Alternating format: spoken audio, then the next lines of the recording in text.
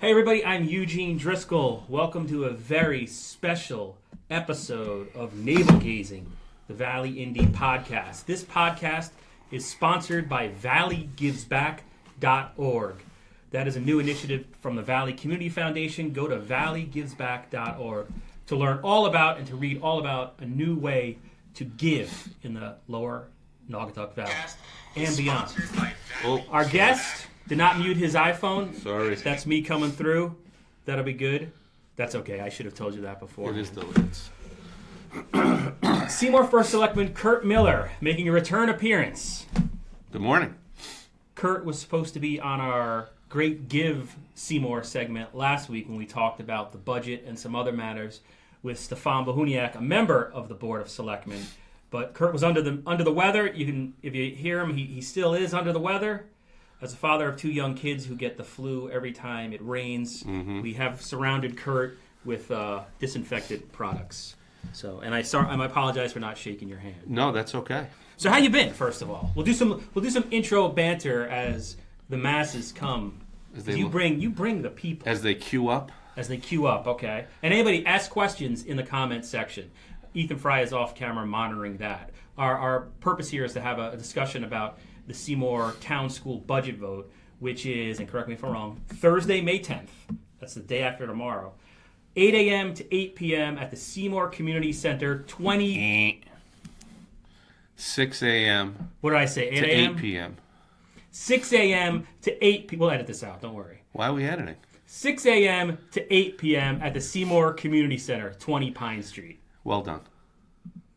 So, again, how you been? You been all right? I've been well. Haven't seen you in forever. I haven't seen you in forever. Well, I remember asking you for a copy of the budget. Eventually, I got it. Thank you for that. It was available in Seymour Town Hall for weeks, but Seymour's I wasn't aware of that. If you drive straight up this street right here through Ansonia, you get to Seymour. I do remember you were supposed to present it. I asked for it that night, but then you said, well, I've got to do it. It's not quite ready yet. And then for weeks, there was nothing. But eventually, I got it. I do appreciate that. I was planning to live stream that presentation, but... You didn't make it? Well, I felt like I wanted a copy of it beforehand so I could read it over. Otherwise, we're just kind of like your dancing monkey. I wanted to be a little more than that. I want to have some questions, have an idea of what we're getting into. But when I read the budget, it's there. It's there. So let's talk about that. Let's go into that. Unless you want to, you could feel free to, one last insult. I'll take it. No. I'm on a pink cloud after the Great Give. I just want you to know. No. I'm gonna save my insults to mix in throughout the process today. Okay. Yeah. I don't want to get it all out at once.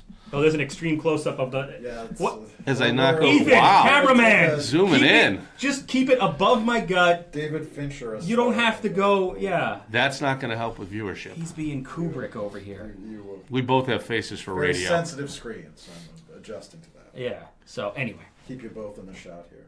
Budget vote, Thursday, May 10th, 6 a.m. to 8 p.m. Seymour Community Center, 20 Pine Street. Look at you go. So, let's talk about the basics of this budget. Okay. So, your total town budget now, what's that you're working with right now, what's that total budget amount? Oh, we're a little over $56 million. And now the proposed budget, how does it compare to what you're working with now? The one that people are going to be voting on Thursday. Give or take, it's about $50,000 less than the current budget. Okay. So we're able to run next year's budget more inexpensively than we're running the current budget. And this, before we'll get back to that in 1 second. And then the school budget, because there's going to be two questions. Yes. On this ballot when people walk in to the Seymour Community Center, 20 Pine Street, Thursday, May 10th from 6 a.m. to 8 p.m. Right. Yay or nay on the town side of the budget, Correct. which you just described, Yep. and then yay or nay on the school side of the budget. What's the current school budget, and how does it prepare or compare to what people will be voting on Thursday? Well, the overall budget for both is about a little over $56 million. Board of Ed budget about $33 million, give or take. That's the current budget, or what you're... That's the current budget. The current budget is up about 1.21%. You said the current budget is. You mean The proposed budget. Gotcha. Sorry to confuse everybody. No, it's okay. That's my fault, but... Is up 1.21%, give or take, or 1.23%, I think, to be exact. Okay. Which I think is a very realistic budget. One of the biggest issues that the Board of Ed has is their budget is predominantly their staff. So that's the cost of the teachers and so on. And those, salaries, benefits. Right. Those have rising costs each year. And then also special education, which is a variable number, which is extremely That's costly. everywhere. That's for everywhere. Hard thing to budget for. Yep. So, And let me just interrupt because now I'm thinking I might have messed up my initial questioning. No. So the Seymour town side of the budget is going down $50,000, and the school side's going up 1%. the Seymour town side is going down more than 50,000. I don't have the number in front of me off the top roughly of my head. okay. But overall, we're going down about 50,000 between the town and the Board of Education. Okay. Yes. And then in terms of the Seymour school budget going up 1%, that seems difficult to do just based on my reporting elsewhere. Town school budgets almost have to go up 3% just to keep up with. Teachers get basically usually a 1 to 3% raise every year. How are they managing to go up? Plus step increases. The Board of Education, I think, has done an excellent job over the last 4 or 5 years in really working the budget, understanding the concerns that the residents of the town of Seymour have about controlling the budget, but the need to still move the system forward. And I think they've done a great job of that. The new superintendent, Mike Wilson, has a very good understanding. The new chairman of the Board of Ed, Jen Maggery, she's been on the show a few times, have worked very hard, along with the entire board, in controlling their costs and doing the things that need to be done. So I think it's a fantastic budget. I would agree with you. The fact that the Board of Education is able to move themselves forward with such a small increase, I think is a great thing for the residents of the town of Seymour. And then in terms of the unknowns out there, we went through just this current budget, the state and all the problems that were on the state level, which had a real impact on Seymour, specifically the school district. It resulted in layoffs, if I remember correctly, yes, it in did. About January. We did a whole podcast on that. You can find, and we're available on iTunes, valleyindy.org, Navel Gazing, SoundCloud, Google Play. So if you want to listen to that, go ahead.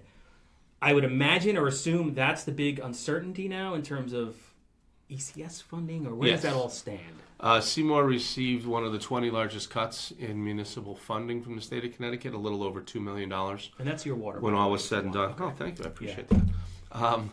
So that's, primarily I think that led to some of those layoffs. While we were prepared for cuts, we were not prepared for cuts of that size or that scope.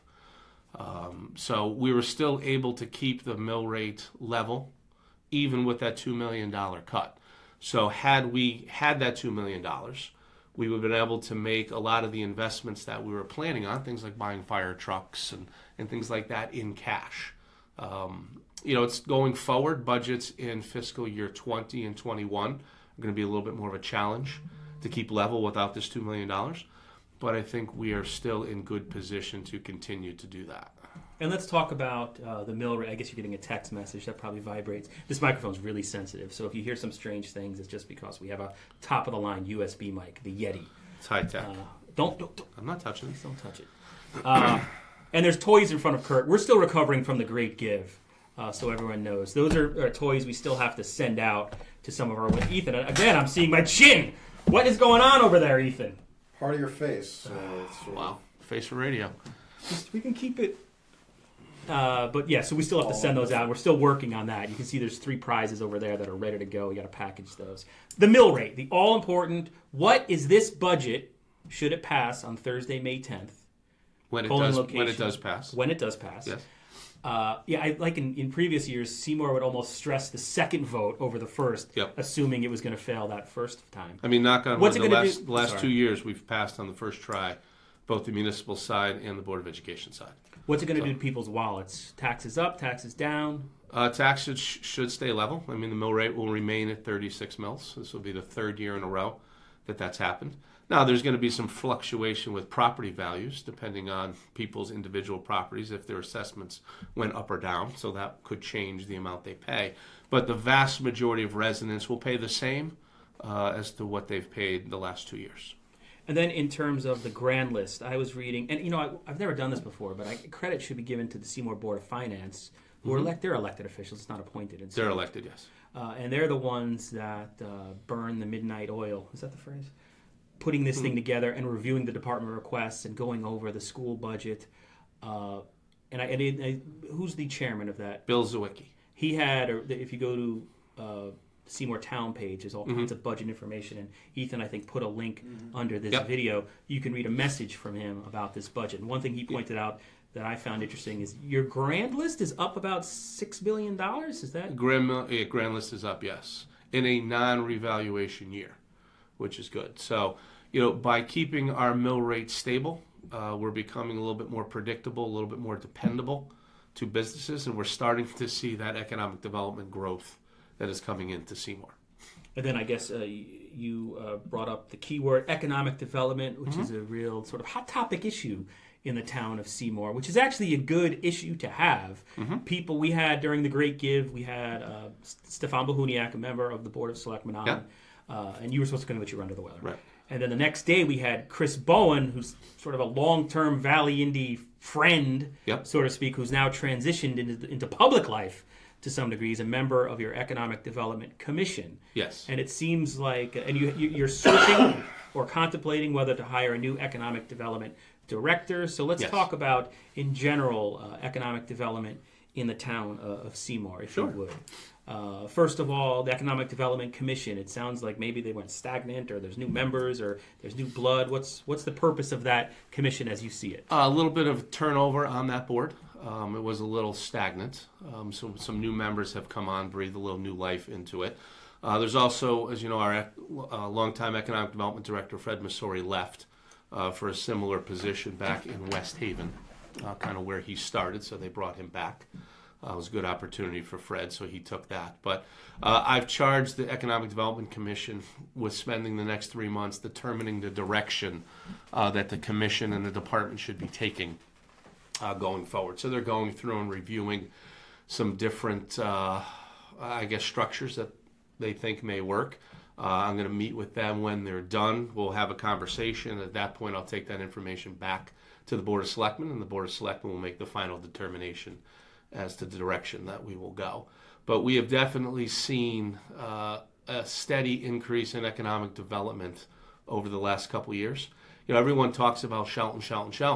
Shelton didn't become Shelton overnight. If you go back to 1991 when Mayor Loretti took office, Shelton was struggling just like every other Valley community. They put a plan in place. It took them 5 or 6 years to work that plan and to get things going. And once they did, now fast forward 25 years and you see Shelton. Seymour is on that same exact trajectory because we're using the exact same plan that Shelton did.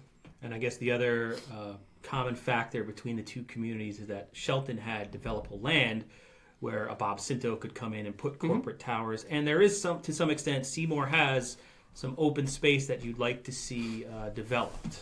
Yes. Around Stop and Shop is the big one. Is that right? Right? Stop and Shop is one. There's not really any land left in the industrial park, but there's a few other parcels around town that are open. We're starting to see more and more activity when it comes to that. So it's certainly very positive. But again, it all goes back to keeping the mill rate stable. When your mill rate is predictable and dependable, and I don't mean to keep using those words over and over again, but that's what it's become. People understand what they're getting, so they're more willing to take a look at Seymour to see what we have available, and they're starting to like what they see, and we're starting to see more and more development as we go.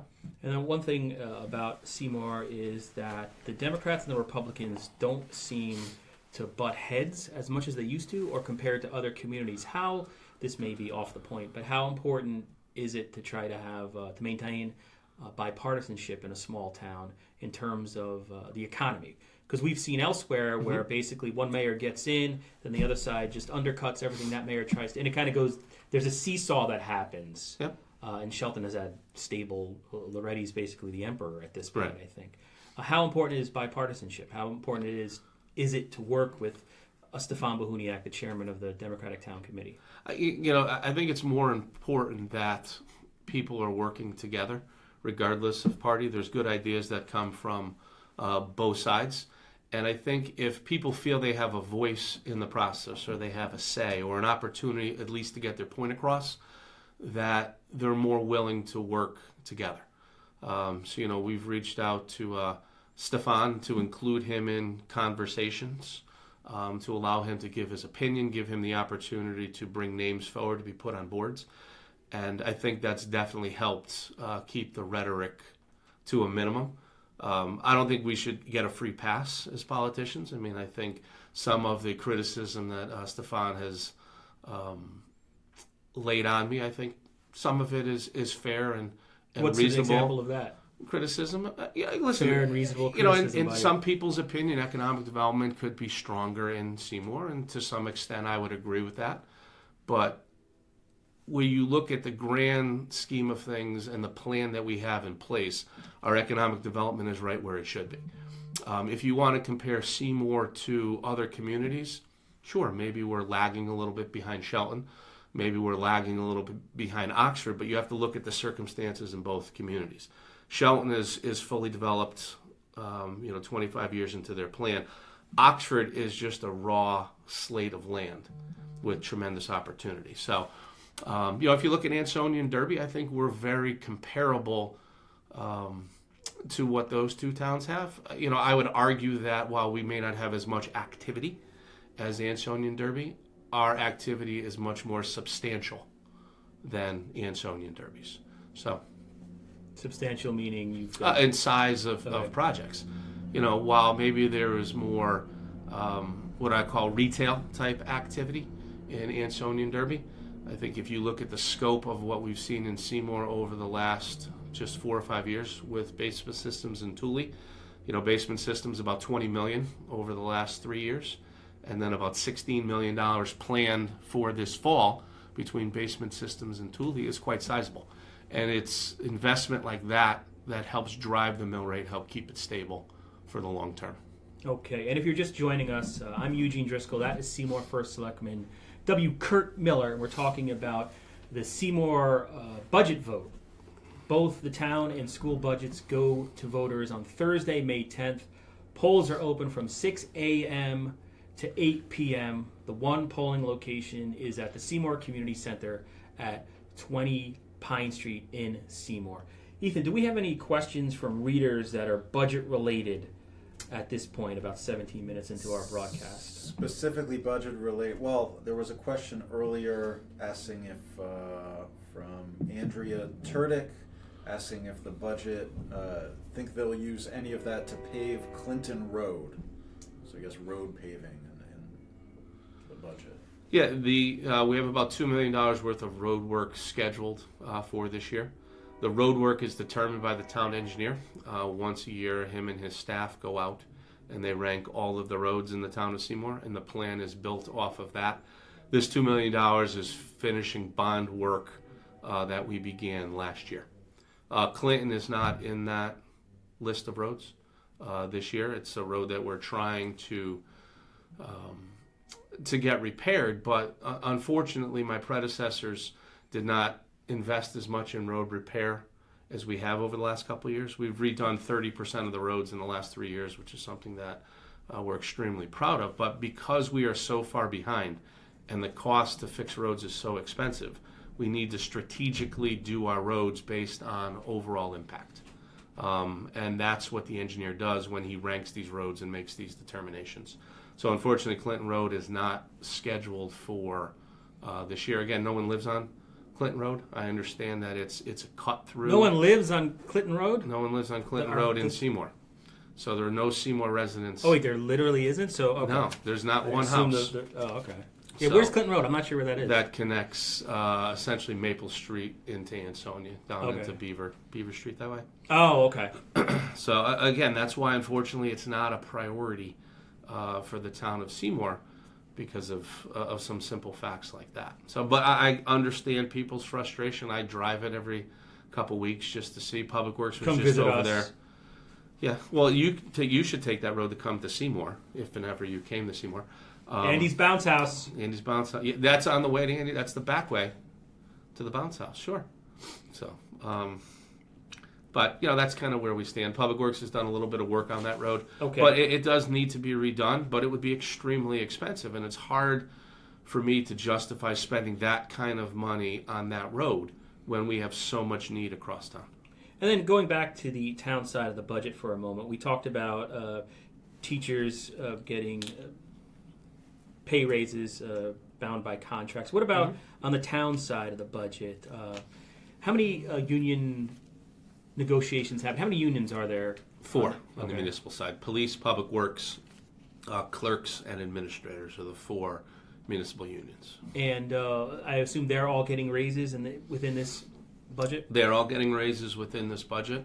The newest contract, which is the one we just struck with the administrators, that contract goes into effect on July 1st. We actually did a salary adjustment study to bring our administrators' salaries more in line And with who are the administrators? What are some other department heads. Okay, gotcha. Assessor, tax collector, town clerk, fire marshal, and so on and so forth. So we did a study to bring their wages more in line with surrounding communities and communities of similar size. So that's built into the budget. But in turn, they gave some things up. I think it was a very fair and equitable contract negotiation. What are some things they gave up? And you play a personal role in these negotiations? I personally negotiate all the contracts that we have. So what do they give up? The biggest thing, we talked about retiree health care. They gave up retiree health care for their spouse, which is big. You know, one of the biggest things that we're working on is not only our current expenses, but our legacy liabilities, things that we'll be paying in the future. So we're doing the best we can to control those and to limit those. So that's been a focus on the last few contract negotiations, is not only saving money current, but also looking for ways to save money in the future. Okay, and then in terms of if people missed the first half of this broadcast, the town and school budget in Seymour are going out to vote May 10th, Thursday, 6 a.m. to 8 p.m. at the Seymour Community Center, 20 Pine Street, and there's no tax increase. Taxes are level, yes. Level. 3rd year in a row. Why not go 0% on raises? Tighten that belt and no raises for anybody on the town side of the budget this year. Oh, we have people always wonder that. Well, because there's contracts. We have to live by our contracts. But when negotiating the contracts, that would be the time to say. Well, yeah, but the union, number one, wouldn't agree to that. We'd end up in arbitration, number one. But, you know, it's a give and take with the employees. If you just constantly cut from your employees, you're not going to have happy employees. Happy employees don't produce a good work product. So if you have contracts that are fair to both sides, where the employees feel that they got some value out of it, and the town feels it has some value out of it, there's that good positive working relationship. When employees feel positive about their work situation, they're going to work a little bit harder, work a little bit more, produce a little bit better work product, which is a benefit to our residents. And Ethan Fry, off camera, operating our cell phone Mevo high-tech configuration. Are there any questions from readers? Beyond the budget, can we... yeah, we can go ask anything else, sure. Jack Lidke says, great job by Kurt and team. It's more of a comment. But Aggie Alves asks... Well, happy birthday to Jack. Yesterday was Jack's birthday. Oh, happy birthday, Jack. So, good, strong name. That's Eugene's son. Aggie Alves asks, if Kurt does not get elected to state office, hoping he does since CT needs him, she says, will he continue in his role as First Selectman? Well, what are you running for, just to let everybody? I'm running for state comptroller. Actually, the Republican convention is this weekend. Oh, wow. So hopefully I'm feeling better for that. It's going to be a long... Coldies. Long 2 days, yeah. Hang in there. And, assuming I get the nomination at the convention and there's no primary, I'll be on the ballot in November against Kevin Lembo, running for the office of state comptroller. But my November of 18. But my term expires in Seymour in the first Monday in December of 2019. So if I am not elected comptroller, then my plan is to stay as First Selectman at least until then. I've made no decision about what if you get elected, term. though? What if you become state comptroller? If I get elected, then I would take office as state comptroller in early January of 2019. Oh, so you'd be able to fill out your... No, I would leave a year early. Okay. At that point, the Board of Selectmen would pick someone to be the 7th member of the Board of Selectmen, and then out of that group of 7, a new First Selectman would be chosen. So that's a little confusing. It's done by the Board of Selectmen. So I would step down from the Board of Selectmen. And they would fill. They would fill my seat. They would fill my vacant seat on the Board of but Selectmen. not a first selectman seat. Okay. And then they once decide, the 7 gotcha. are seated, the 7 would decide who would be the next first selectman. It would need to be a Republican. That's what I love about New England. That is a process. Yeah. We have, So that's the answer. I have 2 plans in place if I were to be elected. That sounds rather diabolical. What do you mean? No, as to how, I think any leader needs to have contingency plans in place based on certain things happening. So if I'm fortunate enough to be elected, I have 2 plans in place for a replacement and who would take over as first selectman. Why 2 plans? Well, because Maybe we're one, getting into the weeds. But... well, 1 and then a backup if that doesn't. Two people essentially. Yes. Oh yeah, my plans. Okay. An A and a B. Let's put it that way. Oh, so gotcha. if A didn't want to do it, then B. So I won't guess as to who A and B is because that's Chris Bowen and Chris Bowen. it would have to be a road. Republican. Kidding. Yes. So Chris would have to change parties, which he's welcome to if he would go to the town clerk's office. We'd love to have him on board the Republican team. Well, we're 26 minutes into that. Into this. I guess we should talk about last week we had Stefan Bohuniak in here. He's a Democrat he's a Democratic member elected to the Board of Selectmen, and Yes. we were talking in the second half of we talked about the budget, Mm-hmm. which he pretty much endorsed. He said this is a good budget. There's no fat or anything like that. It's very bipartisan in terms of. A lot of people work together on the budget to get it where it is. But then we brought up, or I don't even know how it came up, Tri-Town Plaza. Because it wouldn't be a Valley podcast without Tri-Town Plaza. It always comes up. Yeah, and it comes up a lot of times. Wait, I'm going to choke to death. From our readers, too. Whenever anybody, when we say, hey, Seymour, Tri-Town Plaza. So I'm going to have a tickle in my throat. You might need to kick in here. I hope I didn't. If I'm catching the flu right now, Kurt Miller, no, don't do that. Somebody get Dominic Thomas on the line. I'm suing. Excuse me. I gave Dominic $1 before I walked in, so I have him on retainer. Man. There's nobody else. I don't know who else. Well, Greg Stamos right around the corner. Oh, that's true. That's true, yeah. Okay, so Tri-Town Plaza. As I choke my way through That's this. what you get for asking about Tri-Town Plaza. Yeah, I'm going to try to get through this. I thought we have questions. Do we have any more? Look, he's pivoting away from Tri-Town Plaza. Hold on, I'm sure they're all about Tri-Town Plaza. I just don't want to disrespect the viewers who are taking time to watch this podcast that are asking questions. Okay, here's a question. good for now. Last week Good for on now. the Valley Indie Great Give live streaming marathon, Stefan Bohuniak said the town isn't putting enough pressure on the owner of Tri-Town Plaza to make something happen there. All right, it's not a question. That's just from me. I know. Basically, that's what Stefan said. Yep. And how do you respond to that? Because Tri-Town Plaza at this point seems like, and I'm not a, if I knew anything about retail development, I wouldn't be sitting here on Facebook Live, right? But it's almost like, how would they even redevelop that plaza at this point? Because retail seems to be, by the time that thing gets redeveloped, we're going to be, the drones will be dropping off packages. We won't be going to brick and mortar stores. Right. So could the town be doing more there? Well, there's only so much that the town can do. It's a private business owner. It's a private piece of property. It's sat vacant now for close to 15 years. Multiple first partially selectmen, vacant. partially vacant. Multiple first selectmen have tried to push the owner of the buildings to develop that property unsuccessfully. And I've made multiple attempts to do that. I've worked with Mr. Spector on multiple occasions. And quite frankly, if it's not going to get done, there's other areas of economic development that need to be focused on. And that's become my priority as opposed to Tri-Town Plaza. If people don't think I'm putting enough effort into that, that's certainly their opinion. But again, a full Tri-Town Plaza does not have the same value as one of the projects that are currently going on in the industrial park.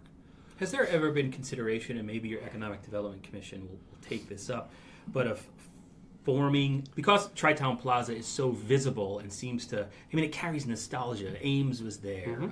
Was a drive-through there at one point? Or a bowling alley was there? Bowling alley was there, yep. So it seems to be like almost an emotional sticking point with people seeing it underutilized, and then you go down the road and the former Valley Bowl was redeveloped, and there's things happening elsewhere. To form a task force of some kind to specifically just, look, guys, you got a year to try to work on Tri-Town Plaza and to contact the owner. Has it you ever thought of that? And then you could, or the Economic Development Commission could still focus on these sort of larger projects that could have a better return on investment? Like form a task force to specifically focus on Tri-Town Plaza. I'm not sure the task force would accomplish anything. To be quite honest, you need a motivated property owner to get things done. And I'm not sure how motivated Mr. Spector is. I don't mean that in a good way or a bad way. I mean, it's his personal property. It's his business. He's going to determine what's best for him and what he owns. I think there was a lot of motivation in Derby to get that Red Raider Plaza done. By the owners. No Sereno and Right. whoever else invested in that. Right. I mean, that's what comes from this, and I'm not sure a task force would do that. There's been multiple commercial realtors that have worked on that property, professionals that have been unable to do anything. So I don't think a task force that we could put together would be any stronger than any of these professionals that have tried to get the work done. There's your answer. I mean, So- but again, I'm going to circle back to the economic development that is going on, particularly up in the technology park with see, now you got me saying Tri-Town Plaza. With, It's on the brain. with Thule and Basement Systems and some of the other developments that'll be coming in over the next 2 weeks. We should hear 2 or 3 more announcements. Oh wait, here. This is famous Kurt Miller. Well, listen, We invite you in. We give you 31 minutes to talk about the budget and economic development. But now that you're putting out this there's something else happening that you're not going to tell us about. Well, they're not done deals yet. I'm not going to announce them until they do. But it's going to be 3 or 4 new projects coming into Seymour. Into the industrial park up there? Or is No, that just full? into town. Okay. The industrial park is basically full. But And I into know, like, locations in Seymour. I know downtown, the owner of the pizzeria, whose name I always mispronounce, Zois. Jimmy Zeppos. It's Zois. Zois. Not Zois. Zois. I'm from New York. I'm But gonna a lot say of the people pizza say place- Zois. It's not correct. It's Zois. Okay, Is Zois. there I an apologize. apostrophe or is it just Z-O-I-S? Z-O-I-S? Okay. Thank you. And I clarified that with Jimmy himself. He said it rhymes with Rolls Royce. Zois. Oh, okay. Yeah. All right, that'll help me. Thank you. But yes, him and some partners purchased the Bank Bank of America building across the street, so that's exciting. Right, which they plan to develop. They're looking at mixed use for the building, which is good. That's Apartments and retail on the bottom. Retail or on the storefronts of bottom some kind. and some market rate apartments as well, which is perfect right in front of the train station. That's where that's where mixed development is designed to be, close And you to have public transportation. a local owner with a very good reputation in there too. It's not like it's being bought out by Correct. somebody from Brookfield or Ethan, so Right. that's good. So that's that. And then we should also just going back to Tri-Town Plaza for 1 second, because whenever we bring up Tri-Town Plaza, it's sort of in a negative light. But we should also point out you got Dunkin' Donuts, you got businesses there. Yep. And surviving or doing well. I mean, obviously, Alberto's. Alberto's has been there for 20 plus years, and they remodeled the whole inside. They're going to do a grand reopening, I guess, a week from Saturday, which I believe is the 19th, if I'm not mistaken. They're doing a special menu for Mother's Day. Place is fantastic. It's constantly busy. The movie theater does a great job. On the other side of the movie theater, you have the hair cutting, the hair salon. Hair Intrigue. And you also have the Subway and the Dunkin' Donuts. All do extremely well. And then right outside, I guess, the technical border, you have the Tire Shack. Yeah, you got it Which right is this time. I know I called Not it. Tire Brokers, Tire Shack. I know. No, I kept calling it the other one. Yeah. Yeah. So anyway, I just wanted to So point that out. it's a good plaza. There's a lot of activity. There's people there already. Yep. Yeah, Yep. which makes the lack of some of the empty spaces But all the more confusing. But again, you said before, and I think you hit the nail on the head. 100,000 square feet of retail space is not easy to develop these days. That's not sad, what the model yeah. is. Yeah. They're more 10 or 15,000 square foot units are what sells. And if you look at Red Raider Plaza, that's exactly what that is. Other than Aldi's, those are all smaller stores that are all put together. And I think that's the model that Tri-Town has to go to. I know that's the model that Mr. Spector is looking at, essentially making it a village type feel where there's pad sites all around the property. So That's that. that's Okay. where he needs to be. So we've been at 30 minutes.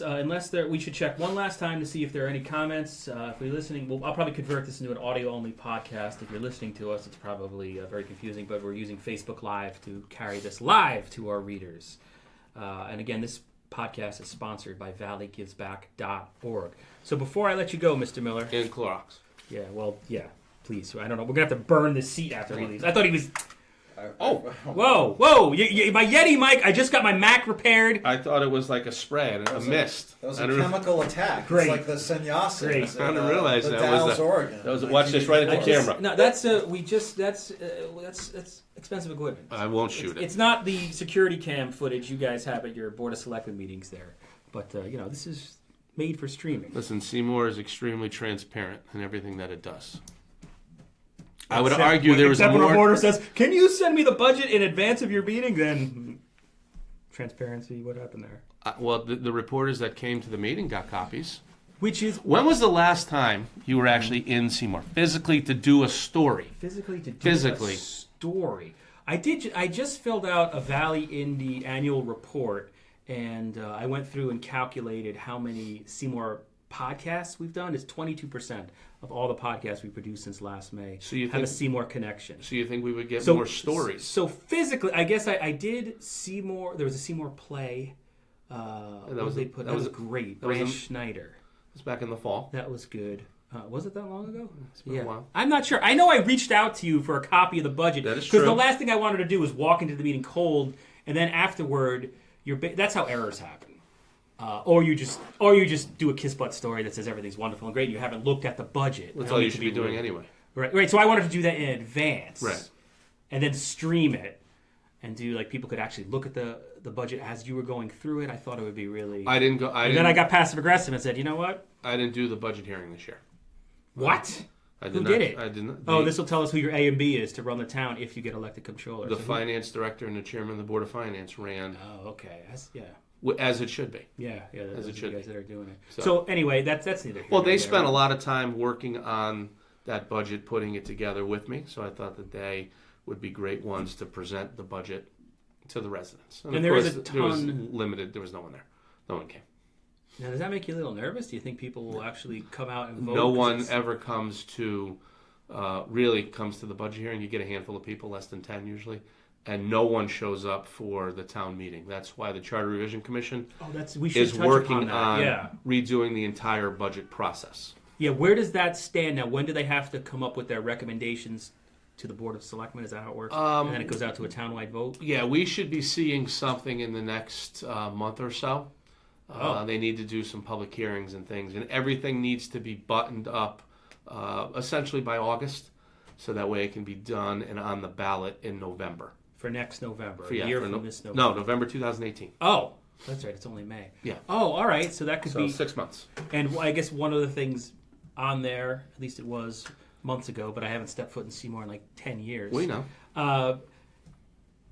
Instead of having a separate yay or nay on the school budget, separate yay or nay on the town budget, is there still talk of now making it one? Just one budget. Or just taking it out of the public hands altogether and making it a Board of Finance thing? I know there was some talk about that, like the other Valley towns, where there's Derby no and Sonia, where there's no referendum vote. That it's decided the Board of Finance prepares a budget that they approve and they send to the selectmen, and the selectmen would have the final say. But I believe it's going to stay as a referendum vote, but just one question. So it's either the entire budget, yes or no. No municipal side or Board of Ed side, just one budget, which is the way it should be, quite honestly. Why is that? We are working very hard, and this is one of the reasons why we've been able to control costs on both the town and the Board of Education side, is sharing services. I know the big talk is regionalization with different towns, but there's opportunities to have that regionalization within your own community between the Board of Ed and the municipal side. So we've been working very hard on that with technology, operations, purchasing, things like that, where we can control costs, particularly on the town side, where we can use the Board of Education size to get better price points for the things that we're purchasing. Same thing with when it comes to maintenance of the schools. Public Works has actually taken over the outside maintenance of the schools. Oh, they're better equipped, better prepared to handle that. That's allowing the custodial staff to stay inside and take better care of the buildings. And what we're trying to do is have the custodians essentially work together on the Board of Ed side and the town side. Little bit of a snag there because there's some union issues that we're working through to get that done. But that's a direct benefit right to the residents and right to the mill rate. And before we go, I had one more area questioning. Are you getting a text telling you to mention this, that, or No, okay. it's just telling me the fire trucks are going in and out of service. Oh, gotcha. Yeah. The Chief Metzler is retiring. Chief Metzler is retiring. He may be on this podcast. Cut it out. In a few weeks. He won't even know what to do. No, it'll be great because You better have like a rotary phone for him or something because he is a dinosaur. God bless him. Well, I did. No, the chief. Listen, the chief he's been a great public servant for the town of Seymour for 30 plus years. He's been a great advisor to me over the last 6 years. We worked together very well. 2 completely different styles. It took us about 6 months to figure out how to work together. We're currently going through all the police commission meeting minutes for like a hit list of the best Metzler quotes. I'm kidding. He's got some doozies. He is. Well, I think it's fascinating for us as reporters to somebody who's been in law enforcement that long. It's changed so much. Yeah. And it'd be interesting, I think, to just hear his perspective on the local level and how the job has evolved over all these years. It's definitely changed. You know, him and ask him about his yellow pads. He does his budget on a yellow pad and then argues with me that Excel has calculated the numbers wrong versus his yellow pad. Excel is evil. So, but he's, it's been a pleasure to work with him over the last 6 plus years, and I wish him a joyful retirement. And when is he? When I asked this to Stefan Mahuniak too. So End of June. End of June. End of June. Oh wow! So next month, and then you have Deputy Chief Paul Sitkowski. Yes. I think when you're born with the name Sitkowski, you just have to go into law enforcement. That is like a 1980s buddy action film name. Like, Sitkowski. It's a nice one, isn't it? Right. It's good. It's good. So he's going to become the chief. He will become a chief, homegrown guy, which is good. Worked his way up through the department. So I think he's going to do a great job as chief. Very active in the community. So. Yeah, and he started out, I guess I was reading in some other publication. I don't remember which. Is a register. There's only one other. Hearst owns everything else. He started off in like Derby as a supernumerary, right? Yeah, he actually in like 1988, right? Yeah, the guy is ageless. He was also a custodian in the school system. Oh, no kidding. While he was going to school. Was that a 21 Jump Street thing you're saying? No, while he was going to school. So, but I mean, he's truly been a town guy for forever. What's the pay? That's the one thing that I didn't see in the registrar. Do you know what the pay is for that? We're still working on the contract.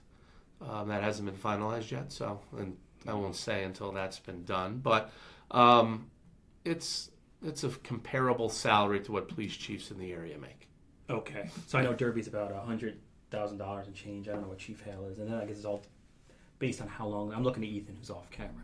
All right, great. Those are all my questions. This was a 42-minute video podcast.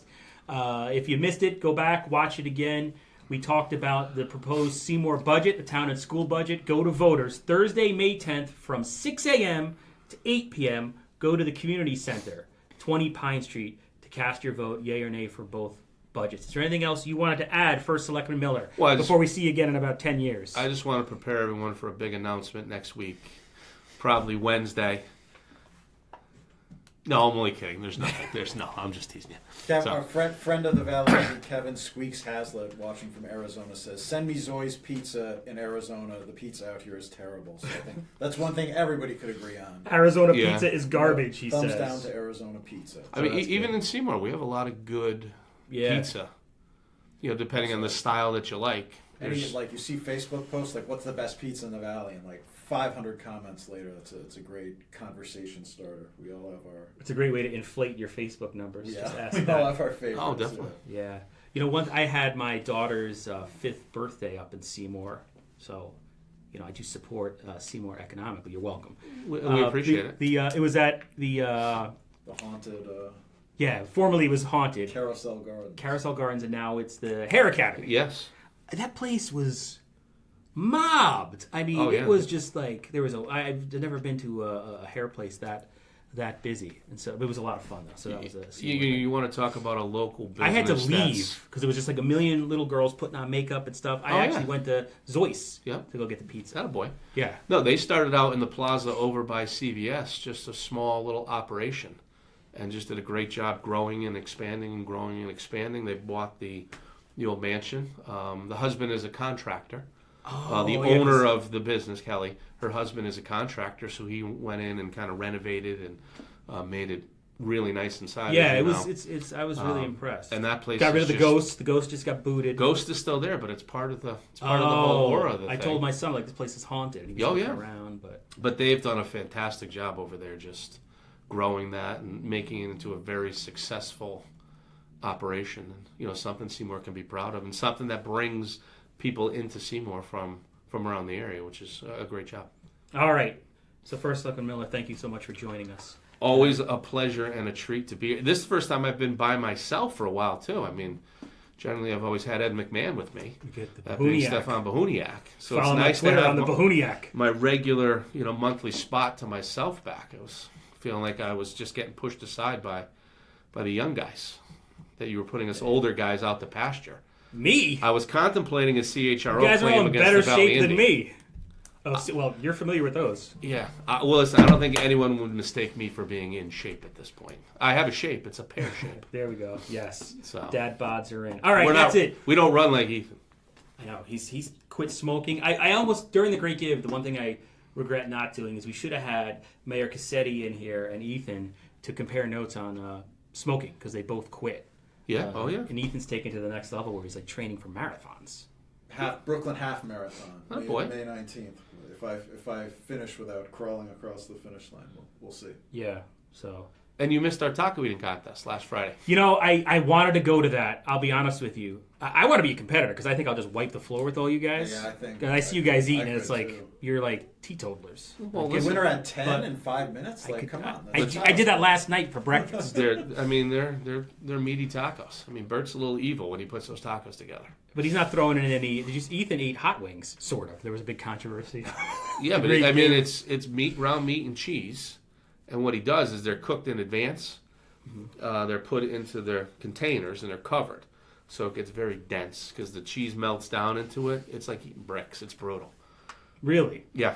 I'll Under sign doctor's up. orders, I did not compete this year. Oh, really? I did Oh, not. 'cause you I had- emceed the event. I was Okay. concerned that I would choke and die.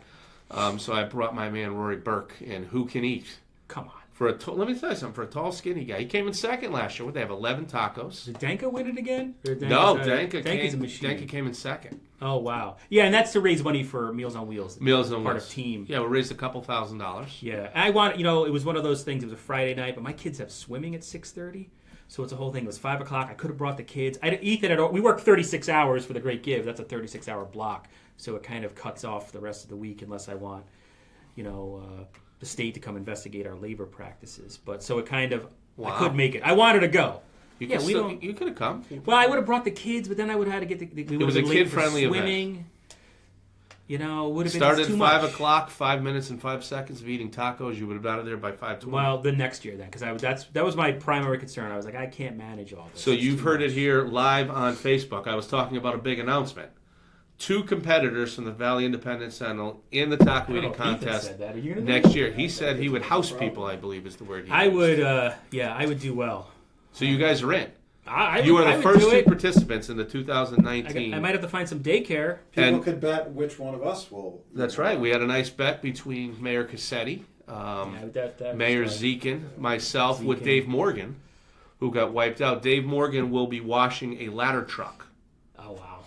on behalf of Team Incorporated. If we So lose, we'll have to write more Seymour stories. That'll be our punishment. you should only do Seymour stories. That's funny. All right.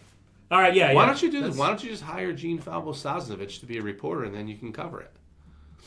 Or bring back Jody Well, Gill, That would be the professor. We can't get her. She's We couldn't even get her for the Great Gift. no. The Never professor. heard from her. She did make a She did make nice a- donation. right, yes. Seymour Thank you for Seymour resident. She's right there. Yeah. Well, she's a muckety muck now. She's a somebody. Exactly. That's why we can't get her to. Got to remember her roots. So, all right, that's it. Thank you so much for joining us. No matter how you vote, make sure you vote. Vote yes. Thursday- Don't listen to Eugene. Vote yes for the budget. Thursday, you probably just violated 18. Is there some kind of rule? Can He's you? not Or that's the using, school. he's not using That's the town, school. Not town stuff. infrastructure to That's right. do that, yeah. Thursday, May 10th, 6 a.m. to 8 p.m. Seymour Community Center, 20 Pine Street. And with that, thank you for coming, and thanks for Ethan for running this off camera.